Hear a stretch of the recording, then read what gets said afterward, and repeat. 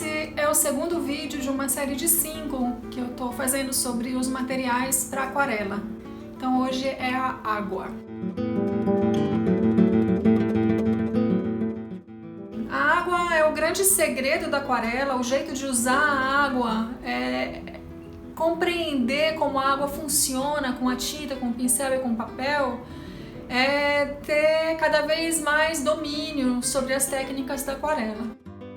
Grátis, entre aspas, né? Assim, não é um material caro, é o material mais barato do conjunto de materiais que a gente usa e é o mais importante, no meu ponto de vista. É interessante usar a água em relação à tinta, colocar uma gotinha, pode ser com um pincel mesmo, seja na pastilha ou seja no recipiente que está uma quantidade pequena de tinta de tubo. Isso vai fazer com que essa tinta se dissolva na água e gere uma fonte para que eu possa depois, em um misturador, diluir de acordo com a intensidade da cor que eu quero.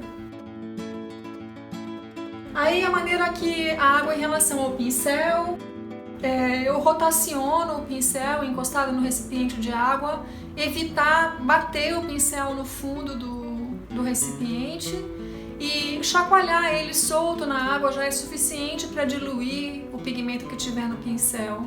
E primeiro na água que vai ficar mais manchada e depois eu faço aí eu escorro para ver se está saindo água do pincel clara ou transparente ou do pigmento da cor que tiver o potinho, e aí eu passo para água limpa para uma segunda lavada para garantir de que ele não vai manchar as tintas. Embora não seja um vídeo de técnica, seja um vídeo só de material, mas existem técnicas que dependem do uso desse material. E quando a mancha ainda está molhada no papel, você pode fazer muito mais coisas do que depois que a mancha secou. Quando a mancha está secando num nível de água que não é encharcado e ainda não secou, você pode fazer vários efeitos da água se esparramar, de tirar a borda para ficar uma borda dissolvida e não definida, e assim outras técnicas. Então, junto com a água, vem outros materiais, né, que são necessários para a pintura acontecer. Esses que eu já falei, os recipientes e o misturador da tinta, e também os paninhos e o guardanapo de papel. Eu tenho 3 paninhos, já estão todos manchadinhos assim a vida inteira, é um resto de camiseta.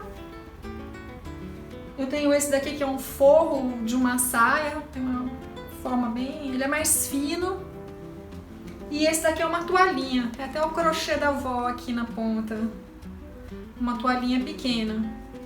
Ele serve tanto para a limpeza do pincel, quanto para um contato direto com o papel, para fazer algum efeito de retirada de água, ou de secagem, ou de retirada de água com pigmento, para deixar uma região da pintura um pouco mais clara. O guardanapo de papel, ele absorve mais rápido a água. Também ele pode oferecer efeitos de textura em manchas que já estão prontas.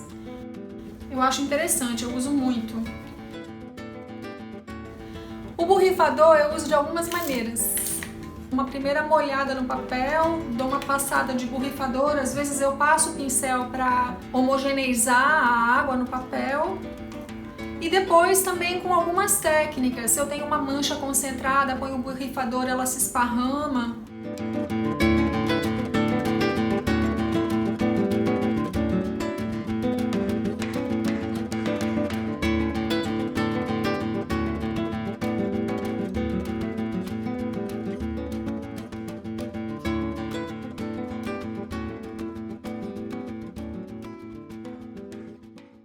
Ou se eu tenho uma mancha bem pigmentada, ponho o borrifador para ficar como se fossem gotículas mais clarinhas. Isso também dá para usar com o pincel, jogando água ou água com pigmento sobre o papel.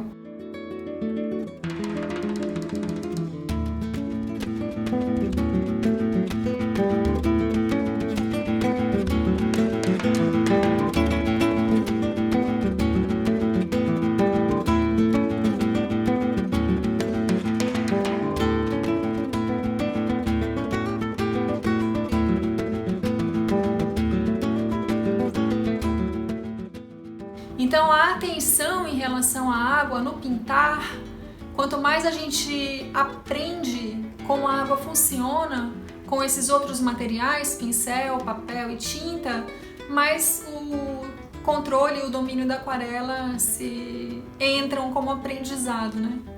A água também, ela tem uma característica na aquarela que ela funciona como um branco, porque como a aquarela é transparente, o branco do papel é a maior luz que a gente vai ter em qualquer pintura.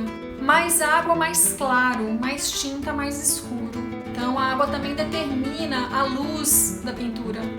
As partes que você quer que sejam mais claras, que tenham mais luz, normalmente eu retiro com paninho ou com guardanapo de papel para garantir essa luminosidade, a transparência. O branco do papel vai aparecer.